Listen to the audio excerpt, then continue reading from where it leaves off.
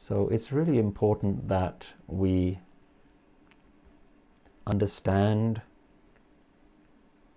all of the conversations that we have, all of the ideas that are being presented. But more than understanding is experiencing. The amount of understanding that comes from experience, from experiencing love, from experiencing tranquility, it puts so much context, much needed context, to all of the concepts and the ideas that you hear about in spiritual teachings. So until you know the experience, you cannot understand the words. You think you understand the words, but the words won't have a flavor to them the way they do when you know the feeling of it. You may know the description of the ocean. You may have read every book about the ocean. You may even be able to write poetry about it. But the experience of standing in front of the ocean, dipping your toes in the water, submerging your body into the ocean, that experience is a context with which the understanding then makes so much more sense.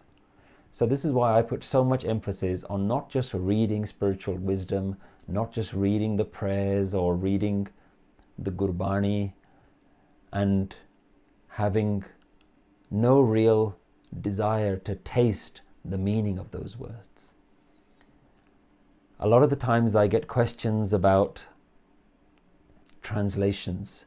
How am I translating this Bani? Where are the translations that I read out in my videos? What app or book am I relying on? And a lot of the time, the translations of the Bani, which is done in English, is something that I use almost as a very rough guide to what it's saying. But I find that there's so much more flavor that you can add from your own subjective experience. And it's okay to do that. We're not saying that all translations are good. We're not saying that your own translations are the best. What we're saying is that when I translate it through my own experience, then the meaning takes on a whole new meaning.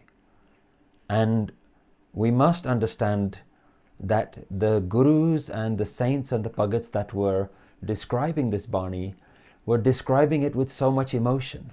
There's so much emotion in Gurbani that you have to try and tap into some of that emotion. You may not be able to experience all the same things that they're going through, but you need to be able to just know words that formulate out of your own experience.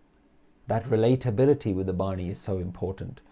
And some of the times people ask me questions around what apps do you use? So I wanted to quickly go through that because I think it's such an important question. So firstly, when it comes to the English translations, almost all the standard apps, the Gurbani apps that are out there, of which there are many, Sikh to the Max, iGranth. I personally use one called Gurbani Searcher, which is on my Android device.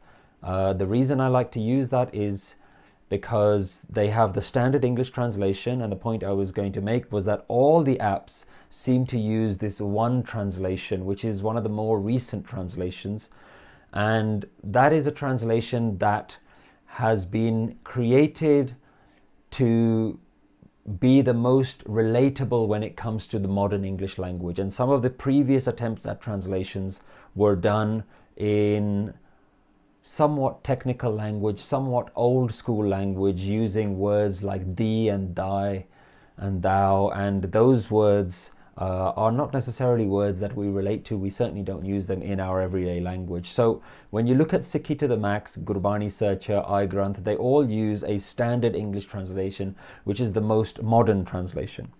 And that translation is certainly not bad. It should not be seen as useless by any means. It's a very useful translation, but it doesn't really factor in certain things, which means that it's lacking in certain ways. So one of the things that particular translation that you see on Sikhi to the Max and all those other websites is that it's missing the use of Gurbani grammar, or the technical term for that is Vyakaran. It doesn't look at the right spellings of the words and how they should be translated in terms of whether a word is a noun, whether a word is a verb or an adjective. These things are actually written into the spellings of Gurbani, which this English translation very rarely takes a note of. And for that, I like to actually translate Gurbani using the Punjabi translations of Professor Satpal Singh. So recently on Friday, we released a video on our YouTube channel and on our Facebook page, which was about 17-18 minute long video where I go through the meaning of a Shabad. And a lot of people asked in the comments, what app are you using to make that translation? So the translation is coming from the English translations. I do look at those. Then I also look at Professor Satpal Singh's translation, but those are not a translation in English. Those are only in Punjabi, and those translations are where Professor Satpal Singh has gone through the meanings of each word. He's broken down the meanings of each word, but he's also incorporated the grammar. So he's incorporated some of that, and he definitely gives, one of the most important things is he gives historical context. So where there are certain technical terms, he will explain in there what is the origin of that term. Maybe there's a story behind that particular term. Maybe there's a different way of translating it once you understand the Sanskrit, the meaning of that word. So there are many things that I use. I also like to use the Mahan Kosh by Khan Singh Nabha.